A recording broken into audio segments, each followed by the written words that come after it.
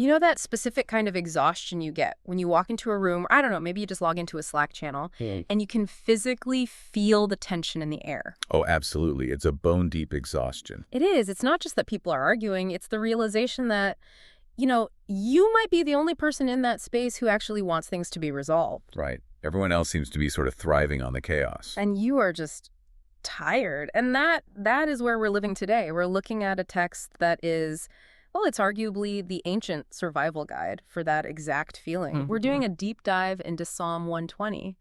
And I'm excited because looking at the research, this isn't just a poem about having a bad day. It's a strategy for spiritual survival. It really is. And to understand the strategy, you have to get the placement. Psalm 120 is the opening track of what's known as the Songs of Ascents. Right. These were the songs sung by pilgrims traveling up to Jerusalem for the festivals. It's basically a road trip playlist. It is, yeah. But usually when we think of a pilgrimage or any road trip, we think of, high energy. Yeah. We're going somewhere. There's excitement. Yeah. But Psalm 120, this is not a happy start. It doesn't start with I'm going to the temple. It starts in the mud. Yeah, well, looking at the King James text here, verse 1 is just so stark. In my distress, I cried unto the Lord, and he heard me. And that's the first thing. The very first thing we know is that God hears. Right. It's interesting that the ascent, this climb upward, it has to begin with a cry of distress. I think that's a crucial insight from the commentary. How so? Well, you can't start a journey up to a higher spiritual place until you are honest about the distress you are currently in.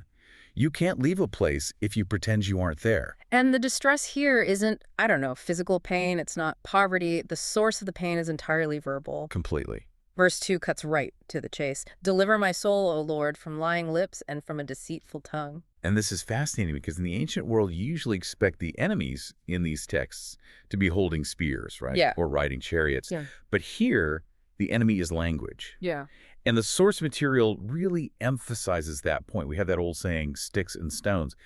But this text, it treats lying lips as a form of actual violence. Well, think about it. If you are in an environment where truth is relative or where people are actively twisting reality to hurt you, that creates a sense of instability that is just as terrifying as a physical threat. Precisely. It's like the ground rules of reality are broken. Yeah. The Hebrew structure here suggests these lies are actively creating a false reality. It's what we might call gaslighting today, or, character assassination. And if you're a person who values integrity, living where words have lost their meaning, that is a direct threat to the soul. That's why the prayer is deliver my soul, not just deliver my reputation. Exactly. And clearly the psalmist isn't taking this lightly. He stops asking for help for a second and turns to the lyre to ask this rhetorical question in verse 3. What shall be done unto thee, thou false tongue? He's asking, what's the end game here? What is the consequence for this kind of destruction? And the answer in verse 4 is just. It's absolutely metal. Sharp arrows of the mighty with coals of juniper. Oh, and that detail is so specific. It is. I want to drill down on this because coals of juniper sounds poetic to us, but I was looking at the notes. This is a very technical reference, isn't it? It is. The KJV uses the word juniper, but the Hebrew refers to the broom tree Ratama ratam, which grows in the desert. Okay. It's this scrubby bush with a really extensive root system. And the wood from this tree makes a charcoal that burns incredibly hot. But the key isn't just the heat, it's the retention. Right. I read an account in the research about travelers who would burn this wood, cover the embers with ash, and come back a day or two later. And it was still hot. Still hot enough to restart a fire. And that just changes the metaphor entirely, doesn't it? If slander is coals of juniper, it implies the damage is long-lasting. It's not a flash in the pan. So you can drop a lie about someone, a hot coal, and that thing will just keep burning in their reputation, in your memory, for years. It speaks to the trauma of deceit. It's not something you just brush off. It burns deep and it burns long. And then you pair that with the sharp arrows of the mighty. Which represents distance. Exactly. You don't have to be close to someone to shoot them with an arrow. And in our world, you don't have to be in the same room or even the same country to destroy someone with words. You can launch a rumor from behind a keyboard, safe and far away, and it still pierces the target. So you have this combination of distance, the arrow, and duration, the coals. That is a terrifying combination for the victim. It creates this sense of Helplessness, you can't reach the archer, you can't put out the fire. So you have this person, the psalmist, who is dealing with long-term, long-distance damage. He is worn out. And then he looks around at his neighborhood in verse 5. Yeah. Woe is me that I sojourn in Mesech, that I dwell in the tents of Kedar. Now, historically, Mesech and Kedar aren't just like random bad parts of town, are they? No, not at all. There are very specific references. Mesech was a tribe way up north, near the Black Sea, known for being barbarous. Okay. And Kedar was a nomadic Arab tribe in the desert, known for being fierce archers.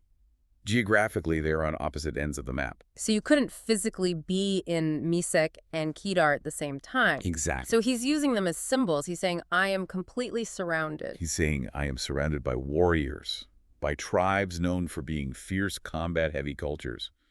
He's painting a picture of displacement. He's a man of peace living in a culture that glorifies war. And that feeling of displacement is something the sources highlight as a major theme for us today. I mean, you might be sitting in a comfortable office or at a nice dinner table, but emotionally you feel like you are in Mesech because the people around you are operating on a completely different moral code. It's spiritual isolation. It's the feeling of being an alien in your own life. And notice verse 6. My soul hath long dwelt with him that hateth peace. Long dwelled. Yeah, this isn't a temporary visit. This is chronic stress. Which leads us to verse 7, which I think is the thesis statement of this whole deep dive. I am for peace, but when I speak, they are for war. And the Hebrew is even more stark than that English translation. It literally says, I peace. Right, peace. It's his identity. It's not just something he prefers. It's who he is. But the tragedy of the verse and the source of the conflict is that his attempt to communicate is the trigger. When I speak, they are for war. That is the ultimate frustration. You try to explain yourself, you try to de-escalate, you say, hey, can we just talk about this calmly? And they take your words and weaponize them. Right. They interpret your attempt at peace as an act of weakness or an opening for attack. It's a total breakdown of reciprocity. And I think that's where the application guide really challenges us for today. Yeah. Because if you are in that situation, a toxic office, a bad marriage, a hostile social media thread, your instinct is usually one of two things. Fight or flight. Basically, you either fight back and grab your own arrows or you just shut down completely. But the text suggests a third way. The sources call it the posture of peace. Right. And this is the hardest part of the deep dive. The notes describe this as committing to peace even when it is not reciprocated. Which frankly feels like losing. Yeah. If I'm for peace and they're for war and I stay peaceful, I just get crushed. It feels like losing if you think the goal is to win the argument or to get them to change. Okay. But what if the goal is to maintain your own integrity, your I am peace identity? Then maintaining that posture is actually an act of defiance. Defiance, that's an interesting word to use for peace. Well, it is defiance. Think about it. If you start fighting because they are fighting, they have changed you. You become a citizen of Kedar. You've picked up their weapons. But if you hold your posture, I am peace, while the arrows are flying, you are refusing to let the environment dictate your character. You are saying, you can attack me, but you cannot make me into you. Wow, that's heavy reframing. You're not being a doormat, you're being a fortress. You are guarding your soul from being corrupted by the hostility around you. Exactly. But, and this is the deep dive part, you can't be a fortress on your own. You will eventually crack. The pressure of Mesech and Kedar is too heavy for human will alone. And that brings us right back to verse 1. It does. I cried unto the Lord. The application guide makes a great point here about our relationship with God. Trust is revealed by your first resort. Your first resort. When the lies start, when the coals of juniper are thrown at you, where do you go first? Do you go to a friend to vent? Do you go to social media to defend yourself? Or do you go to God? And going to God first does two things, right? One, it validates the pain. She heard me. You aren't crazy. The distress is real. But two, it deals with the justice issue. This is critical. The psalmist asks, what shall be done to the false tongue? He envisions the arrows and the coals. He knows justice is needed. But, and this is key, He doesn't say he's the one shooting the arrow. no, he leaves the coals in God's hands. And that is the ultimate trust. It's believing that God cares about the truth even more than you do. If you really believe God is just and that he deals with lying lips. You don't have to be the police officer of your own reputation. You can step back. That's the off-ramp for the exhaustion we talked about at the beginning. Yeah. You stop trying to win the war, and you just focus on the ascent, on moving yourself out of the mud toward God. It creates a refuge.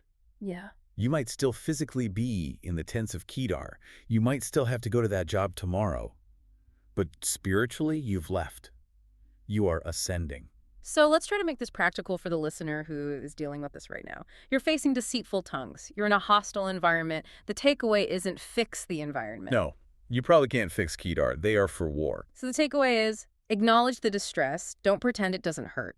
But then decide that your character is not up for negotiation. You are for peace, even if they are for war. And you let God handle the arrows and coals. You trust him to be the defense. That shift from I have to win this to I have to trust God with this, that is what allows you to sleep at night, even when the coals are burning. It is the only way to maintain a soft heart in a hard world. For sure. Now, the sources provided a lot more detail on conflict resolution and some specific prayers associated with these songs of ascents that we just didn't have time to cover in full today. Yes.